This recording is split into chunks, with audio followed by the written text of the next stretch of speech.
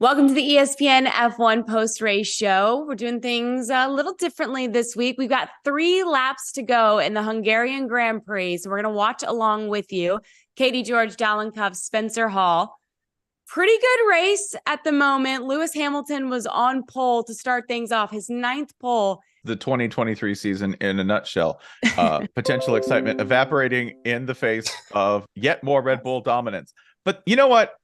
We do this every week. That's okay. There were plenty of interesting things to follow once you got past the fact that Max Verstappen was 9 million miles in front of everyone else, including, and this is my story for today that we will talk about, McLaren. McLaren enjoying, I think, the best comeback of any team so far this season. Just spectacular work by Lando Norris and Oscar Piastri. Is that why you're wearing orange? You know what? I'm going to let you give me credit for preparation. Yes, that is why I'm wearing orange. It's not. You probably put that on right after the first lap. That's the thing that the surprise. It wasn't just Hamilton's struggle start and then Max capitalized was in first. It was both McLaren slipped in between and Hamilton went down to the 4th place. And then the McLarens have held on. Not just held on. They've been very strong again. And like their upgrades and where they were 2 months ago and conversations we had about them then to now is kind of mind-blowing. And Lando's going to be back-to-back podiums, and Piastri, he's held on pretty well. He might hold on to that P5 spot right now. Looks like he's locked in there. It was a heck of a day for them. Yeah, it was. Piastri, I thought, was remarkable for quite some time. Obviously, things haven't gone quite the way that he would probably want here at the end of the race, but McLaren's comeback, as you said, has been remarkable. I thought you were wearing pink for Alpine, and that probably wasn't a good move because both Alpines were out within a matter of 5 laps, if that.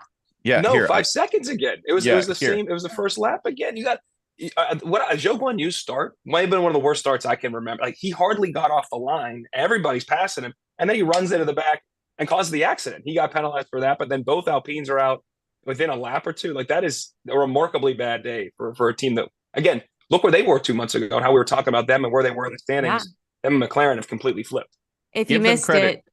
Give them credit, though. They had the most innovative answer to what is your one-stop strategy? It's one stop. They're done. They're done. Yeah, sadly, they both stopped. If you missed it, Zhou Guanyu starting 5th on the grid. Unbelievable. I thought of you yesterday, Spencer. The Alfa Romeos were absolutely crushing it all weekend long. Had an incredible qualifying. Zhou Guanyu in 5th, Valtteri Bottas qualifying in 7th. I thought, wow, this new power unit that they brought to Hungary, unbelievable. Finally, we're seeing that car cook. Just did not have the pace today. Zhou Guanyu gets a horrible start. He clips the back of an AlphaTauri, sends an AlphaTauri, who I believe it was Daniel Ricciardo, who's in his first race back. Daniel Ricciardo then is thrusted into the back of both Alpines, and Esteban Ocon goes flying and bouncing into the air. His seat broke into 2 pieces, and both Alpines, ended up in the pit lanes. And when you hear your radio engineer say, I think it's terminal, you know that your day is ending way too soon. Good. Yeah.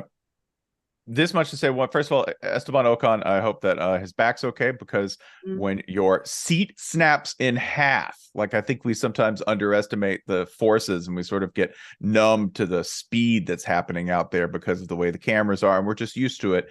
I hope he is all right. It was a fun welcome back for Daniel Ricciardo. Welcome back. Here is your finish in the teens and your involvement in an accident. The glamour went off real quick from that. Into the reality of what it means to be a driver on that team at this point in the season. This is what happens to mid-tier teams. You just have to say, when we see them have a good weekend qualifying, cool, get enthusiastic on Saturday, be prepared to get very realistic on Sunday, because when you see a team like Bottas and like Zhou Guanyu have an absolutely fantastic weekend of qualifying and performance with Alpha, just know on Sunday that ain't going to hold up. Not especially, the heat was a big factor, I think, in leveling all of that out. It wasn't as much a factor on tire degradation, but I think it did bring everybody back to earth. And the baseline is the baseline. That's for me why McLaren is so interesting, because they've actually changed that dynamic. We've been able to plug in who's going to be in the top 3, top 4 for most of the season. And they changed that. That's to me, that's the second most interesting storyline for this year, or most notable storyline. The first being, Red Bull is about to win 12 straight races. We haven't mentioned that yet. Red Bull's about to win 12 straight races, y'all. That is nuts. We're bored by it. We're numb to it. We shouldn't be. That's incredible. Not about to. It's official. It's official about 60 seconds ago, actually. And that's just how far ahead Max Verstappen was of Lando Norris. He obviously takes the checkered flag. Lando Norris comes in at P2. As you guys mentioned, just incredible response from McLaren here in the mid part of the season. Sergio Perez finishes on the podium after starting P9. He did make it to Q3 on Saturday, so that was a win all the way around. The last time he was in Q3 was back in Miami. That seems like ages ago, but started P9 and then was able to finish and work his way up to a podium. Lewis Hamilton made things interesting there at the very, very end. I think he got within 1.5 seconds of Sergio Perez, but unfortunately on the outside looking in. We will get to you the full race list and finishes as we go, but McLaren currently celebrating like crazy, and rightfully so. What a good showing from them.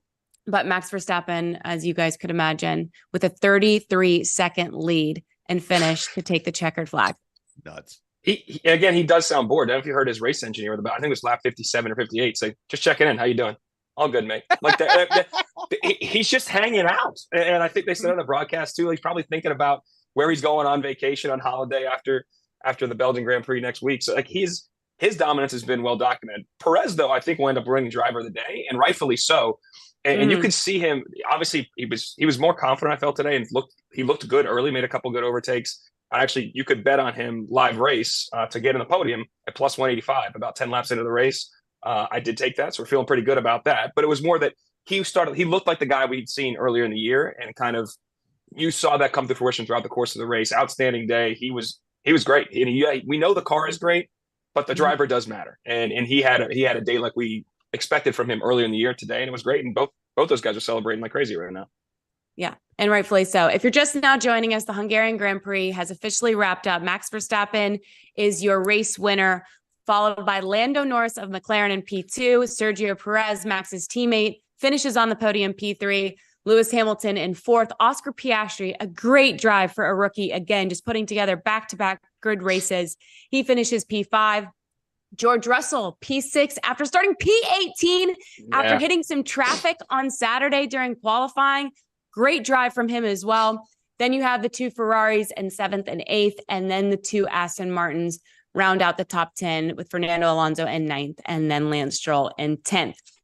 Okay, let's start from the very beginning, because Lewis Hamilton outperformed that car clearly on Saturday to take pole position, his 9th pole in Hungary, which is the most of any driver on any circuit ever. So clearly he loves this circuit. We know that. He edges out Max Verstappen. There was so much hype between the two of them being on the front row. What has it been? 500 more days since we saw that in Abu Dhabi in 2021. That's the last time the two were on the front row together. We had all this excitement, and then it came crumbling down so quickly within a matter of seconds once the race began. Yeah, I don't think we were necessarily surprised by that because of everything that's happened for Red Bull this year and how long this has been happening, right? 12 races in a row, and a little bit more than that if you consider the degree of dominance that they have displayed against everyone in this sport. Now, that said, it's a huge thing for Lewis to have done this. It's a great indicator that he's still there, not just to compete, but to compete at the highest levels. That's something that you really want to see out of a driver that everybody is saying the word older, reminding that he is an older driver, that he's been doing this for 16 years at this point. But additionally, he outdrove that car. No one assumes that Mercedes car is fixed. No one assumes that, oh yeah, they turned a corner. No, that is still very much an inferior car to what Red Bull is seeing. So for Lewis to do that, despite what he is driving, that's still quite an accomplishment. There's also, his teammate had, I think, an impressive secondary accomplishment, which was the second half of this race, George Russell was blistering. He was insane. I don't know if you heard him on the radio. George Russell on the radio is my favorite. He made a pass and he said, "Yeah, baby," like Austin Powers pitch perfect. Yeah, baby. So not the greatest outcome for Mercedes, not what they saw coming out of qualifying. But overall, I don't think a totally disappointing race for them. There were positives as well. It's not what they want to hear. They want to compete for championships, but overall, there were some positives there for Mercedes. For sure. George was great. And we'll see the final driver of the day standings. He probably moved up as he probably passed Sainz late. They put it on the screen, but he probably was getting some more love as he even made that last move. But I do think Hamilton's going to be remarkably disappointed. And and you heard him on the radio too, after he lost the lead in the second lap or so, he said, sorry about that, guys. And just that dejection, because you do expect him to at least hold on. And he even said, can I defend for a couple laps before the overtake? And we know I like to look at things in terms of the odds. And when you look at the leader after one lap, Hamilton, or I should say Mercedes, as was listed, was minus 330. It means you have to bet $330 to win 100. Whereas Red Bull was about 3-1 the other way. So it was very, very, like, it seemed like everybody in Vegas assumed, partly because it's Hamilton, he will be in that spot for the first lap. Now, after 5 laps, those odds went closer. After 10 laps, they were basically plus 125 to minus 110. Basically, they're kind of this very, very closing the gap, assuming that, yes, Verstappen eventually is going to overtake. The start surprised me because it was that bad for Hamilton. He wasn't just first to second, as we said earlier. It was first to fourth. And to see both of those McLarens get in there, and then those guys have great drives relative to what Hamilton did, is needless to say, pretty disappointing, given how emotional he was yesterday. I was almost taken abape by that. Like, dude, you've won this whole thing 7 times, and you're been a long time. Shook. I know, he was shook to get back on pole. I hoped and wanted a performance to be better than that, and unfortunately it wasn't. It was an emotional roller coaster for sure. And I can't imagine the frustration and helplessness you feel as a driver when you have the pace on quali day. And then obviously you get in the car on Sunday and it's just not there. And you knew that he was struggling with the pace, and also just frustrating as the fuel burned down and those cars got lighter, they started to come alive, but they're coming alive too late in the race to really make substantial moves. And that's why you saw George Russell able to overtake so many people in the latter part of the race. But you need more consistency from this car. And so unfortunate, for Lewis Hamilton that he started on pole, but gave us a great storyline all weekend long. He finishes P4. And you know that there's going to be some, I'm sure, emotionally charged comments after the race that we'll likely read from Nate Saunders and Lawrence Edmondson, who are on the ground near Budapest for the Hungarian Grand Prix. Sergio Perez, it's got to be up there in the polls, Dalen, for driver of the day. I think my vote would go to George Russell just because he made such a big jump from P18 to where did he finish? P6. Thank you very much. Sergio Perez starts P9 after making it into Q3 on Saturday. Last time he did that was Miami, if you could even believe that. He finishes on the podium. What does this do for his confidence, Dalen, moving forward? It was hugely needed, and we are also doing this in the context of Danny Rick is now on the grid too. So that storyline of Danny Rick wants that role, wants that second seat as soon as possible. Red Bull, and Christian Horner even said this week he's made that comment, Danny Rick, that okay, I'm looking for it for not next year, the year after is what he's focused on. Yeah. If he can achieve that. That said, if Perez, like he did in FP1, if he put this thing in the wall today, the pressure would be absolutely astronomical, and then be juxtaposed against Ricciardo, who had a pretty decent drive today, given the fact that he took a bump in the first lap and then went from 18 and recovered to a finish 13, I believe. But it's got to be huge, a sigh of relief, essentially, for Perez to get back on the podium, to have a solid drive, to have a confident drive throughout this number of good moves and good overtakes. He needed that. And now he needs to finish before he go into the summer break with another solid performance. And yes, Katie, he's got to be back in Q3. At least when we have to qualify, he has to be in the final session with the big boys again, competing for a better spot, because he is starting behind the 8 ball a lot. I mean, even today, 9th, he's been starting, back in the double digits for the last 2 months. That car is not requisite. That is not, match up to those type of results. So you can breathe a sigh of relief. He needs to put it together for next week and then go into the break feeling better about himself. It's obviously great to see, Spencer, but at the same time, I'm a little angry and irritated because, yes, you should be finishing on the podium in that car. You should have been doing this every other weekend. Let's appreciate one challenge that he's facing, though, which is this. He is the number 2 driver. The number 2 driver has certain things that they do during a race to protect the number 1 driver. These are very clear roles on Red Bull, right? I know there was a little micro storyline we had earlier in the season of, I don't know, Perez is doing well. What if he's going to compete? Well, that disintegrated really quickly. We needed that, though. We needed that. And I think Perez needed it. And this is my point. His role is very confused there right now because he is a number 2 driver who has nothing to protect. Verstappen is so far ahead of everyone else that the dynamic between the two of them has to be different than any other driver or any other pair of drivers on the circuit, right? It's almost as if Perez is on an island. The definition of what he is supposed to do has changed drastically because of the level of dominance that Verstappen has had. Like, nothing happens by itself in this sport. It's all about context. And Perez, to me, he's got to drive fast. That doesn't change. But what he does in the context of the team, that's got to be weird for him right now. And I think this was the first race where we saw him clear his head and say, hey, I'm just going to be aggressive and do my thing. That's it. I'm going to be aggressive. I'm not going to worry about my performance relative to Max. I'm not going to worry about the team. I am just going to go out there and drive. And that aggression, I think, clarified his role on the course. That's why he's in Q3. That's why he was so aggressive and so confident out there. I think something gelled for him this race. And I think if he can stay in this mindset, he's going to be okay. There are a lot of things that aren't in his control about where he ends up and about, what team he's going to be with eventually. But I think this is the mode he needs to embrace for the rest of the season. It was an aggressive drive, but an in-control drive where he wasn't making mistakes that we've seen in the past. And it was so needed today of all days to basically quiet all the doubters and say, no, I'm in this seat for a reason. And I can still produce and get the results needed for this team, especially with a Daniel Ricciardo now allegedly waiting in the wings. Just a quick note, Daniel Ricciardo finishes P18.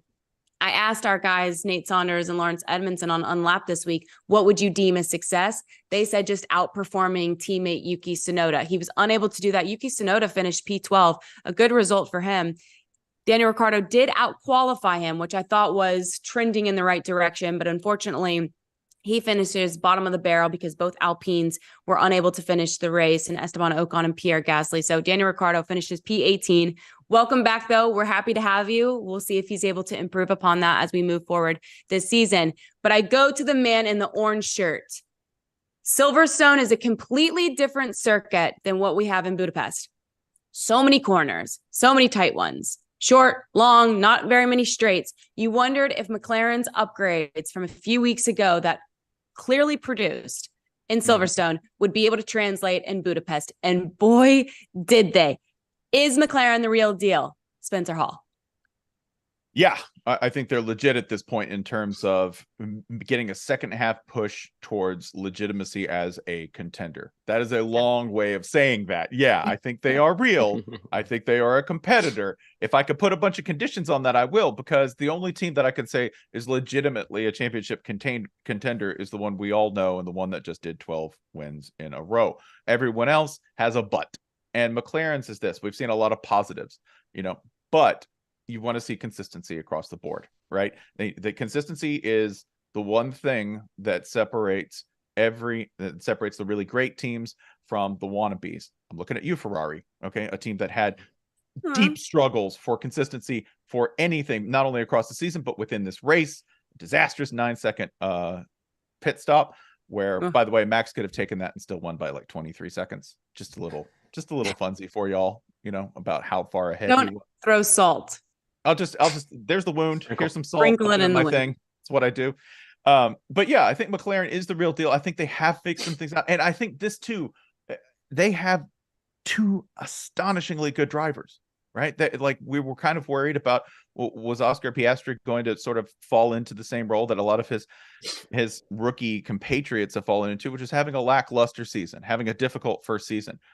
Piastri has shown no signs of that, and he's only gotten better as the season's gone on.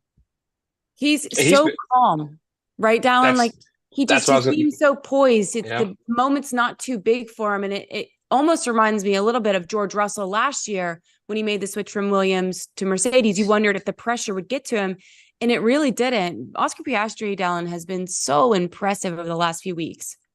100%. That his poise, I think, is what has been most surprising to me. Everybody knew the talent. Never talked about how good he was. That's why he was so heavily sought in the off season, and that move was so well reported because everybody wanted the guy. And I get that, but the poise piece of it has been surprising to me. And he had a little bit of a rough stop in the pit stop today, and comes out, and some guys would be hot, and he just was going to keep rolling and just kept going and was very, very in control. And Lando sometimes can run a little bit hotter.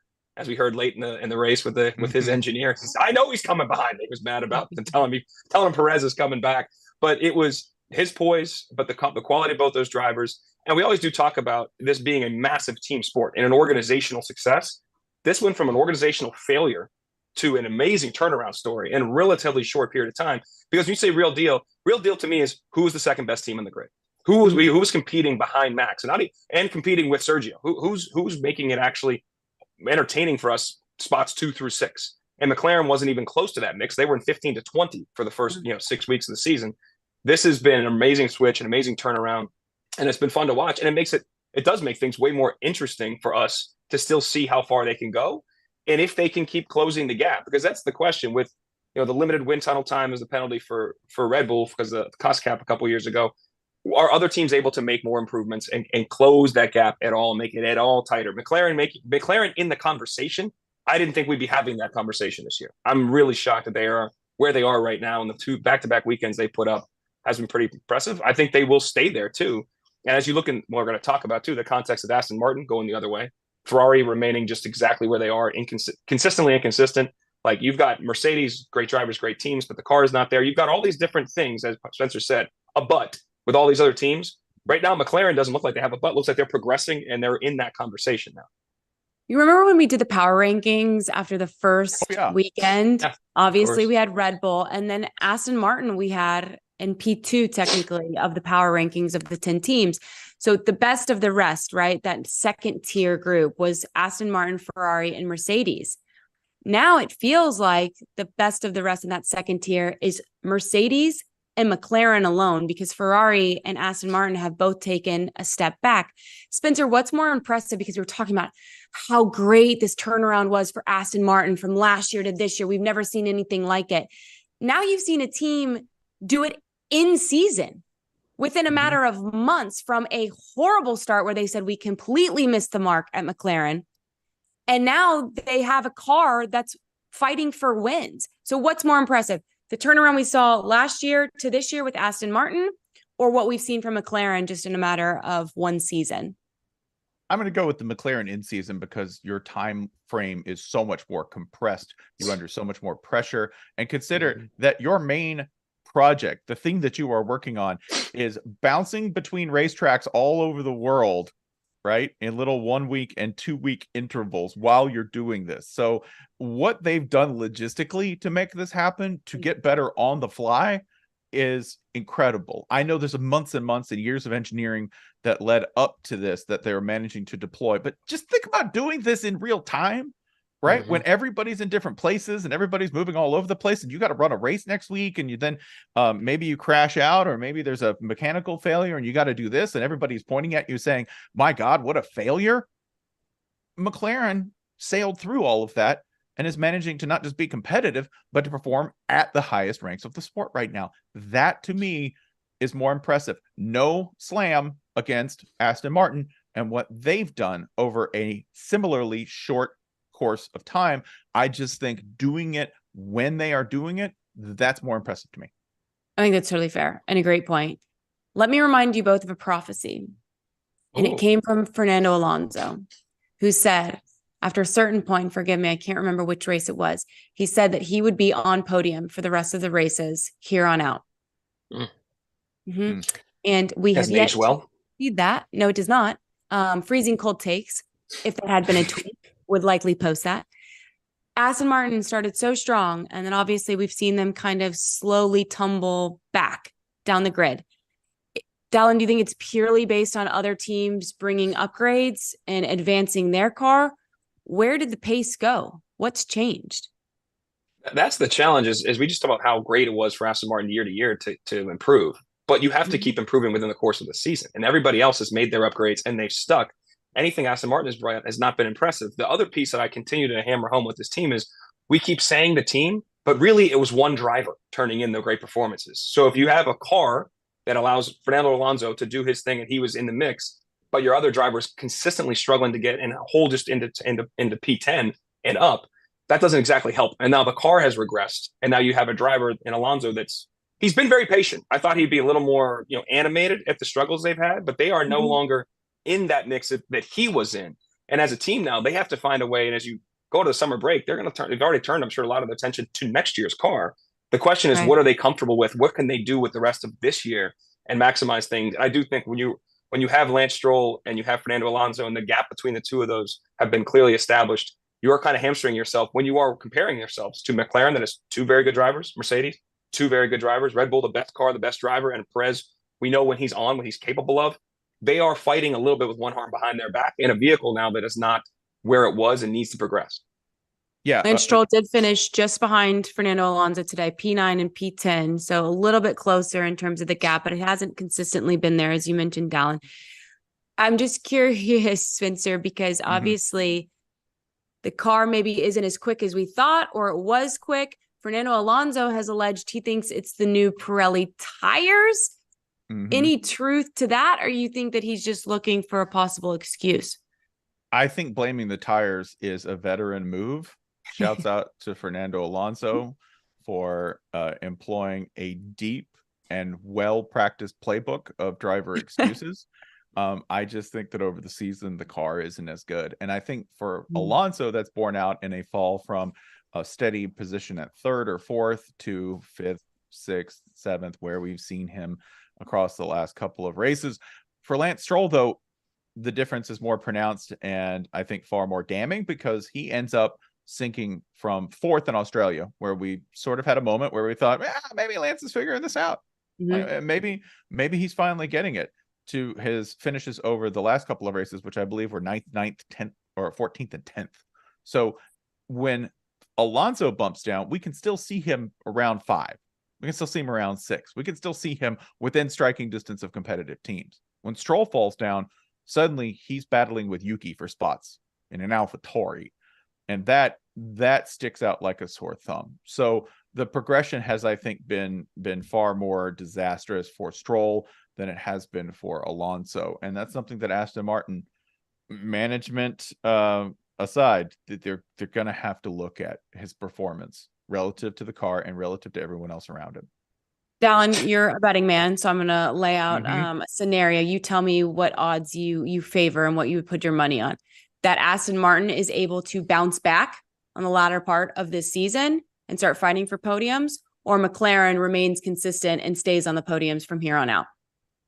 I'm not one of the guys that, you're always as good as your last race type thing here, but it's not just the last race. It's now a couple to put together with McLaren, and we have enough evidence of where the Aston Martin has fallen off. So I feel like in terms of trajectory, I have much more confidence in McLaren will be in a competitive space, again, partially because it's two drivers that are going to be in competing with a lot of these things, and probably a better car at this point in time versus Aston Martin. The odds reflected that today, again, where Alonso was a long shot to get on the podium.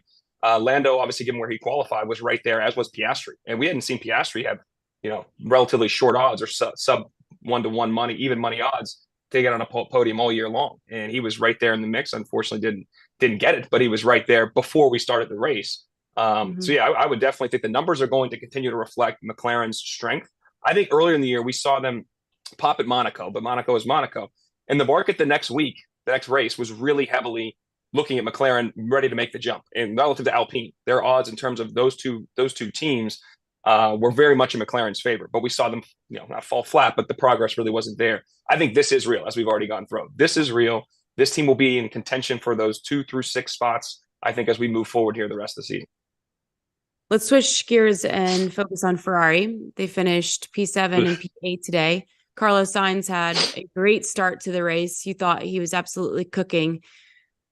Charles Leclerc was in the pits for way too long. It ended up being a 9.4 second pit stop, which, I mean, the pain that man has endured over the last 2 seasons alone, I don't know how he has handled it in the way that he has. Martin Brundle on the broadcast, he said, it's the fundamentals. Yeah. Pit stops are a fundamental process and portion of what these guys do, these teams do, and you're not even delivering on that portion of the race, not let alone strategy. And we can get into the, the strategy pitfalls that they've had over time. But I just feel like every year we have our hopes up for Ferrari to deliver and to contend. And then we find ourselves, unfortunately, Spencer, disappointed. Why are we seeing so much inconsistency? Changes were made at the end of last season. And yet we still feel like it's like the Twilight Zone. Yeah, it is the Twilight Zone, and the same nightmare will keep happening over and over again because nothing, I don't want to say nothing has changed at Ferrari. Management's obviously changed. And we had evidence of some improvement earlier in the season in certain regards, particularly when it came to race strategy. But now you have an ops failure. Now you have a pit failure. Now you have Leclerc going back and forth with his engineer. Not that a healthy dialogue isn't unnecessary for teamwork to happen. There are teams that can be combustible, but when they're combustible, you at least want to see that flame generate some real results. Instead, this is just heat that burns everyone around. They are not a functioning team at this point, given all of the resources that they have. So the improvement project of Ferrari will continue. I am, at this point, resorting to blaming ghosts, curses, non-quantifiable, unscientific things, because I don't get it. I mean, I thought it was a changeover in management that might really help, but they keep making new mistakes, but in the same way, if that makes any sense. It does make sense. I think when you watch them, I think everybody who watches them, it gets it. The word that I always come back to with them is just uninspired. Like it just seems like every word you're just like, it's just kind of blah. And again, Katie points out that pit stop. Juxtapose that to Perez when he was kind of charging up. He makes his stop. They rip off a 1.9 second pit stop and get him back out there and get him in front in better track position. Like there is a team effort that takes place here, and they fail. Ferrari fails at every point. You heard Leclerc get a little spicy with his engineer, as you mentioned, Spencer. Well, also Sainz was, and Martin Brundle said, Sainz is making his own strategy calls. He basically said it early in the race, like I'm going to box now. Like there is a lack of trust between driver and team. The car is maybe not as good as you would expect from one of their vehicles. And you have just this, it's almost like a self-fulfilling prophecy. Like the fade Ferrari move, and if we come back to betting again, George Russell, head-to-head, think about this. George Russell started P18. Sainz started what, P10, P10, P11 for Sainz? P11. P11. The numbers had George Russell plus 100, even money, to beat him head-to-head. And I took that bet because I'm betting on the team. I'm not just the driver, I'm betting on the team, the driver, and the car. And it's just Mercedes package is different. Even at P18, I still would believe, and the odds reflected that is George Russell was the underdog. It wasn't a big underdog. That's the thing with in terms of relative to science. Like there's just every week it seems like watching the same sad, uninspired debacle. And to your point, Carlos Sainz, I don't blame him at this point to say, no, this is the strategy that we're going with. And I actually appreciate that Charles Leclerc is trying to fight back a little bit more and going round and round with his race engineer, because he's now starting to stick up with himself. Whereas Carlos Sainz, you see that he's a little bit more fiery. He comes across and his message is a bit more passionate. I think Charles Leclerc is a little bit more calm and poised in those situations, other than when his heart is broken time and time again. And you have to just sit through those radio messages that are just, I can't even imagine.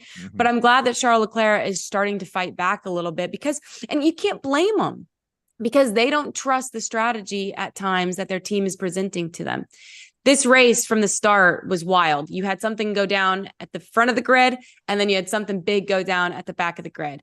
At the front, you had Lewis Hamilton overtaken by Max Verstappen and both McLarens and Lando Norris and Oscar Piastri. But at the back of the grid, Joe Granu, wasn't even really at the back of the grid. He started P5, but it became the back up everybody at the back of the grid based on his poor start.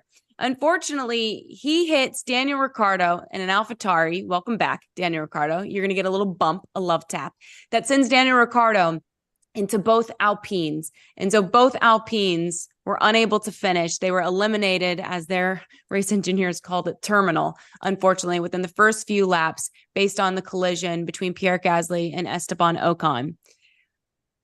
I just felt like Alpine, Spencer, was going to be best of the rest. I mean, they were pushing. I mean, there was, other than Australia when they both had DNFs and they collided, you felt like this team was starting to click at certain points of the season, and yet just really bad luck struck in Budapest today.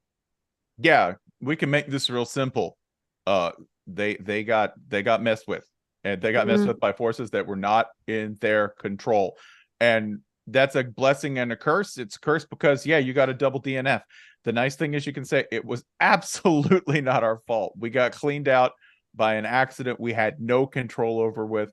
And that is the only consolation you can get, because you prepare, like, think about it, that you prepare all week. There's so much capital involved. There is some good news. You have new investment. You have new celebrity investment for Alpine. You go into this race with great expectations of competition and good vibes, and they are wiped out immediately. The only other good piece of good news is this, that at least you didn't get through the race and then get knocked out. At least there wasn't any hope. Just nope, reboot, go have some lunch, get back on the trailer, get out of there. You're first out of the parking lot. There. I can give you more good news. You're first. You can catch your flight easily. You won't be late. I mean, I'd much rather get hosed at the end of the race. Like, it was all that build up an entire weekend, and it's gone before it starts. Yes, you are the first one out of the stadium. I'm about finding positives here. Okay. You are a very positive guy. Peter, positive over there. Okay. But it just feels all for naught, right? You go through the entire weekend looking ahead of 70 laps in front of you in this race, and you don't get 3, 4 at that point. I mean, they were both done by the 5th lap.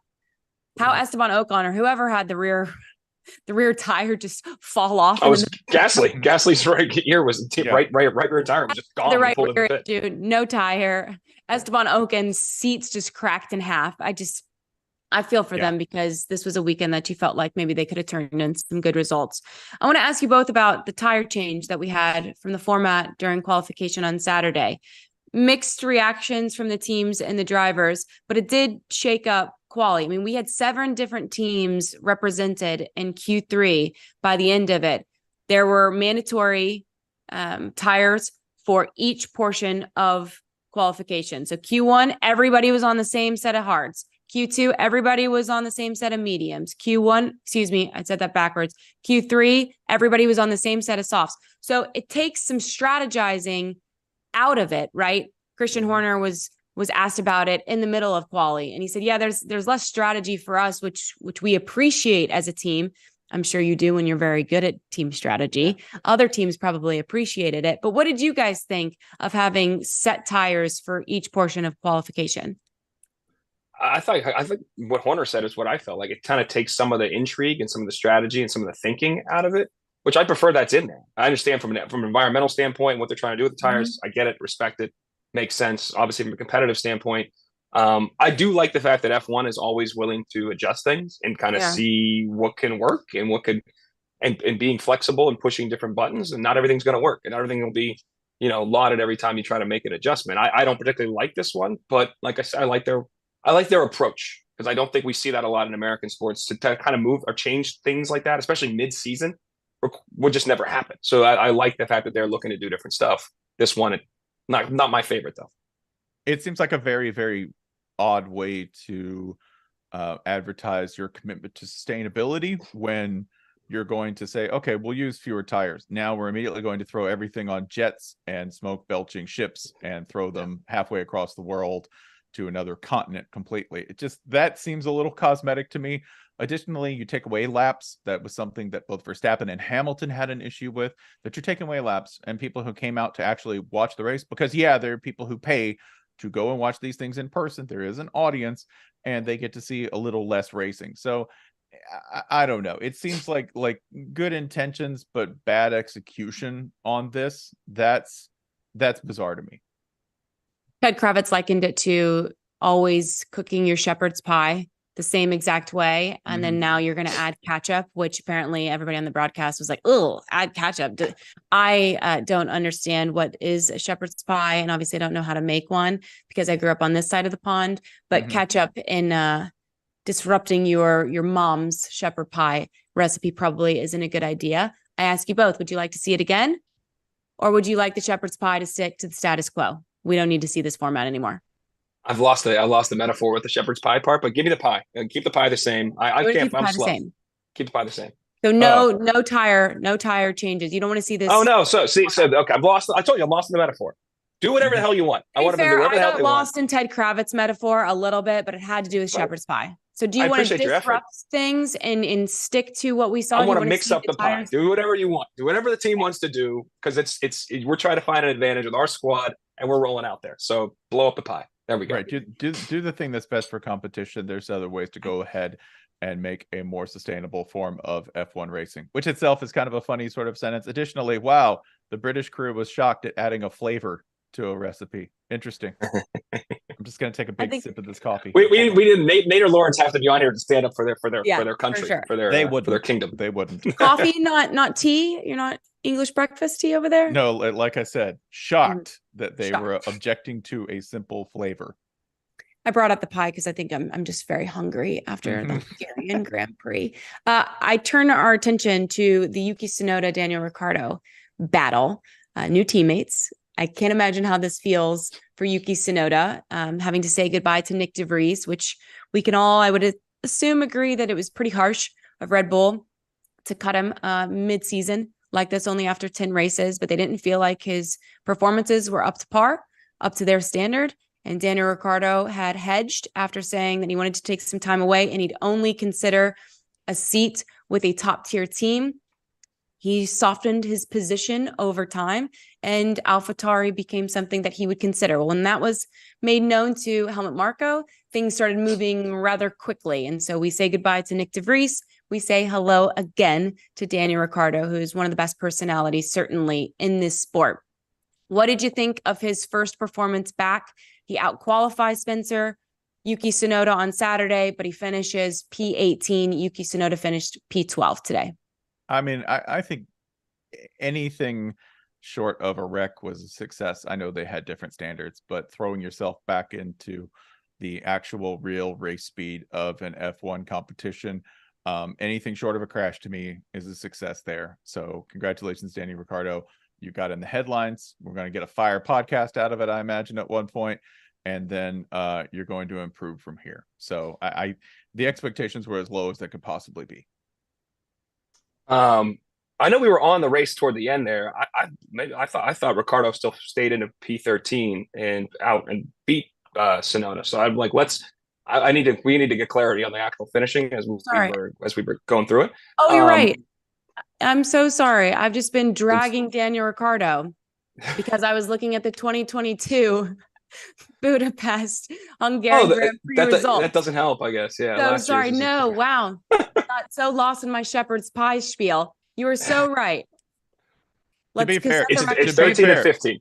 Daniel Ricciardo finished P13. Yuki Tsunoda finished P15. So he beat. Okay. So Spencer, let's take this back. Great job. I stand by my remarks. That's fine. No, like it just finish the race, man. And honestly, if you want to talk about how bad it is for Yuki, it's slightly bad for Yuki, but I feel like AlphaTauri's just punted on the entire season already, right? Good. Like when you replace your rookie driver with a dude who's already washed out of F1, you've punted.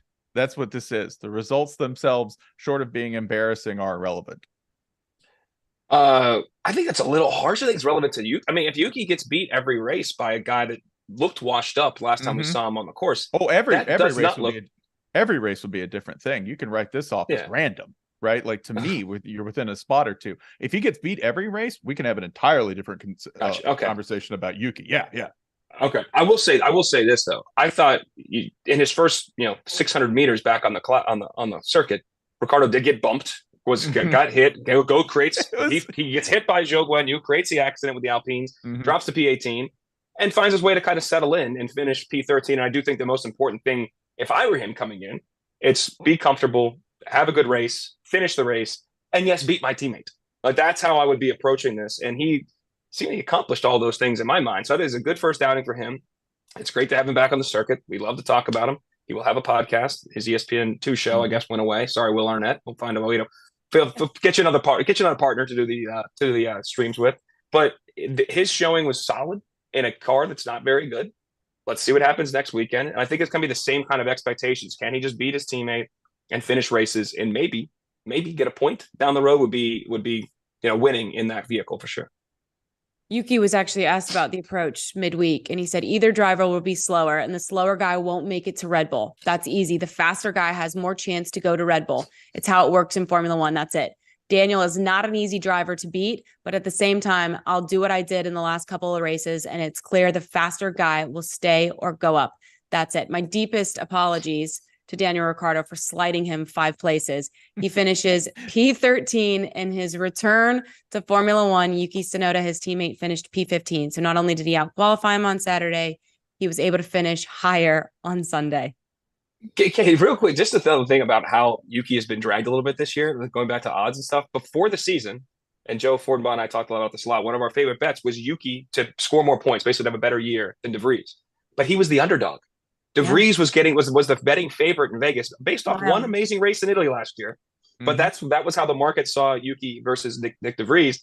Similarly, before this race, in the head-to-head, Ricciardo was a big favorite before qualifying. So you're thinking this guy that's been out of the car, first time in the market. Now, again, because he's such a star, you kind of factor that into the pricing. But still, you always find it interesting to look at how Vegas and the market and the money view a matchup like that and the head-to-head within the teammates. Yuki, again, was a big underdog. And now, rightfully so, as we saw how the race went out. But I think it's interesting to see where Yuki's at from a market standpoint. I'm getting reports that Max Verstappen accidentally, I don't think he would have done it on purpose, broke the trophy that he was awarded after winning the Hungarian Grand Prix. We'll try to figure out exactly how that happened and update to you by the end of the show. But I'm just curious for the two of you, best of the rest, okay? Because we had some great performances today. Alfa Romeo, after new power units started P5 and P7. I know that for a fact. That is accurate information that I am giving you. Unfortunately, they did not finish in those positions. Much to your dismay, Spencer Hall. Williams, Alex Albon was right on the cusp, P11, I think. Check me, Dalen, to make sure I'm looking at this year's results. P11, nailed it. Very good. Haas was in the mix. Who would you guys say you'd give the award best of the rest at this point? I'm going to, because nobody else will do it, I'll go ahead and say this. Listen, I know it wasn't in the points, but in a lonely Williams, running all by himself with no support from God or man, Alex Albon managed to finish P11. That's all I'm going to do on this show for the rest of the year. The only consistent thing I'm going to do is this. I'm going to point out where Alex Albon finished and go, give this man help. Give him something. Give him a slice of cake after this race. Give him a better car. Give him some sliver of hope, because all he does is drive his butt off every single week, no matter what, disaster salad Williams engineers pour into that car. Disaster salad. Yeah, he has done it. He's had some good races this year. He's had some good runs. And I would say, yeah, he wins this by Williams, quote unquote, wins it by default because of his performance. But it's really more so how bad the Alfa Romeos were from the jump. I mean, as we keep saying, Zhou Guanyu's start was absolutely heinous and caused an accident and got a time penalty for it as well, finishes 17. So the Alfa Romeos being that bad. Haas was not solid either. Obviously, the Alpines were out within the first couple laps. So it was basically because of other teams' futility that I would say Williams, by the way, of Albon. Because Sargent, again, retired in this race. He didn't make it for the full 70 laps. So I would still say Albon's your guy, man. I just want to update you. Apparently, Lando Norris's infamous champagne pop is what broke Max Verstappen's Hungarian Grand Prix trophy. And not sure if you guys are familiar, but there's a brand called Heron. It's hand-painted china, and it's from Hungary. It's beautiful. You can register for it if you're, a bride-to-be. They've got beautiful little figurines. So it's a hand-painted, beautiful porcelain trophy that Lando Norris allegedly has broken in half. By slamming a magnum of champagne onto it to get it to properly fizz up, he slammed it onto it, which that's a man that you don't invite. China breaks, believe it or not the most durable. Yeah. Okay, doghouse, my favorite part. Who you putting in the doghouse based on their performance? And if we need a little bit more square footage, I'll make it happen for you if you're throwing in a whole team. Got to be it can't be Alpine. Choices. I think that was dumb luck. No, Alpine, no, I won't allow that. Just unfortunate. Not their fault. Yeah, I won't allow it. KG will not allow it. Not on this show, damn it. Not on this show. Yeah, it's not fair to pick on Williams either because situation, history, etc. I will go ahead and say nobody did a better job at snuffing out the light of hope with the darkness of reality than Alpha. Alpha to me deserves the doghouse because they had some hope and then got involved in an accident, couldn't put it together, sank down in the standings. I'm going to go ahead and give it to Alpha this week. Hurts me to do that, but I'm going to do it. I'm not going to put the whole team on, but I'm going to say Zhou Guanyu. I've said that from the qualifying to the actual performance. And that start was just so abysmal. Did he miss the lights going out? What the hell happened? Everybody was past him before he started moving. It was remarkable. And then you compound the problem with causing a wreck where I do kind of like Alpine's teams. I like the team. I like both their drivers. I like their, sometimes their numbers in terms of the market are very favorable. They've performed well for me this year. So they've got a special place in my heart. And you wax both those guys out, that's a problem. So it is going to be Zhou Guanyu, not the entire squad. Albeit though, the whole team was bad and Bottas was bad too, but I'm going to give it to just Zhou.